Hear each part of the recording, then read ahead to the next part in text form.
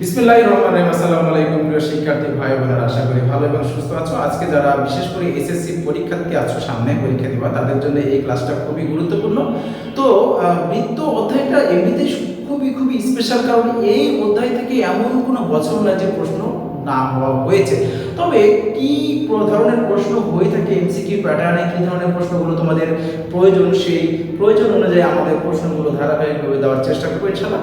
তো শিক্ষার্থী বন্ধুরা দেখো, আমরা পিছনে একটা বৃত্ত ড্র করেছি, সেই বৃত্তের আমরা একটা প্রশ্ন থ্রু করে দিলাম। সেই প্রশ্নটা কি? তো আমরা এইখানে বলে দিই যে এডিসি, আমরা এক নম্বর দিচ্ছি যে এডিসি এই কোণের মান কত। আরেকটা প্রশ্ন আমরা থ্রু করছি। তো আমরা যদি এইখান থেকে একটা সাপোজ এই রেখাটা আমরা যোগ করে দিলাম, দেওয়ার পরে এইখানে বলে দিলাম এইটার মান হচ্ছে 20 ডিগ্রি। খেয়াল করে শিক্ষার্থী বন্ধুরা, তাহলে এইখানে আরেকটা প্রশ্ন করা হচ্ছে যে এ ডি ই সমান কত।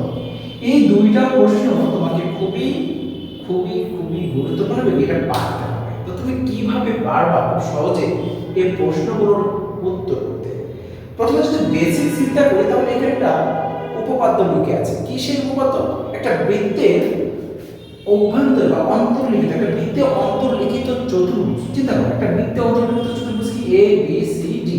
তো এই বৃত্তে অন্তর্লিখিত চতুর্ভুজের আমরা জানি যে বিপরীত কোণগুলো, তাহলে এখানে বিপরীত কোণ কি কি আছে? কোণ বি, কোণ ডি। এইটা সমান 2 সমকোণ বাই 180 ডিগ্রি। তো তাই যদি হয়, তাহলে এখানে বি কোণের মান দেওয়া ছিল কত? 85। তাহলে আমরা ডি কোণের মান খুব সহজেই বের করতে পারি এখান থেকে, তাই তো? তাহলে কি হবে? এই যে ডি কোণের মান দেখো 180 থেকে যদি তুমি 85 বাদ দিয়ে দাও, তাহলে কত পাচ্ছ ডি কোণ? তাহলে ডি কোণ পাচ্ছ হচ্ছে 95। তো আমরা ডি কোণের মান অলরেডি পেয়ে গেছি। তাহলে প্রথমটার অ্যানসার হবে 95। এখন প্রশ্ন করেছি এই কোণের মানটা কত। আবার তোমাকে এই কোণের মানও বের করতে বলতে পারে, এই কোণের মান। তার মানে আমরা যদি তৃতীয় প্রশ্ন চিন্তা করি, তাহলে ই এ ডি সমান কত। তো শিক্ষার্থী বন্ধুরা, এটা খুব সহজে বের করে নেওয়া যায়। এটা দুই ভাবে বের করতে পারো। তারপরে প্রথম যেটা বলছি যে এইটা দেখো, তো এইখানে এইটা কি?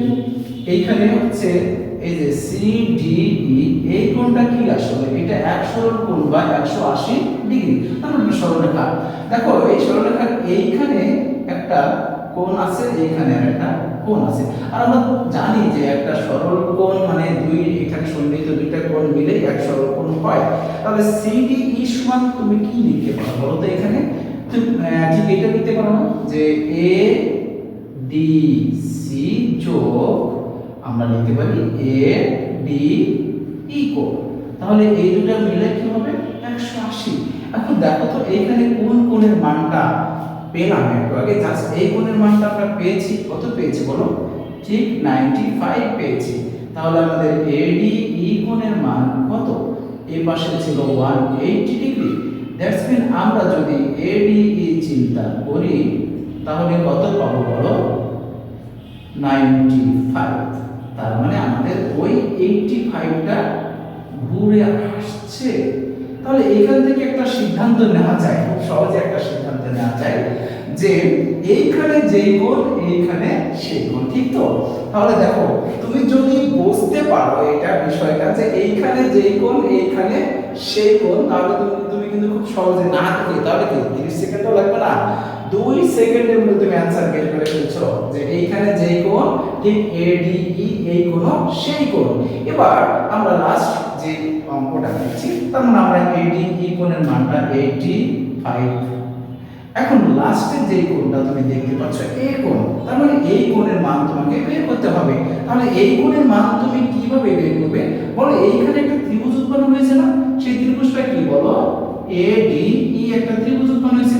তাহলে তুমি জানো যে ত্রিভুজের তিন কোণের সমষ্টি 180 ডিগ্রি। তাহলে তোমাদের এখানে এ কোণ যোগ ডি কোণ যোগ ই কোণ, এইটা সমান আমরা 180 ডিগ্রি লিখব।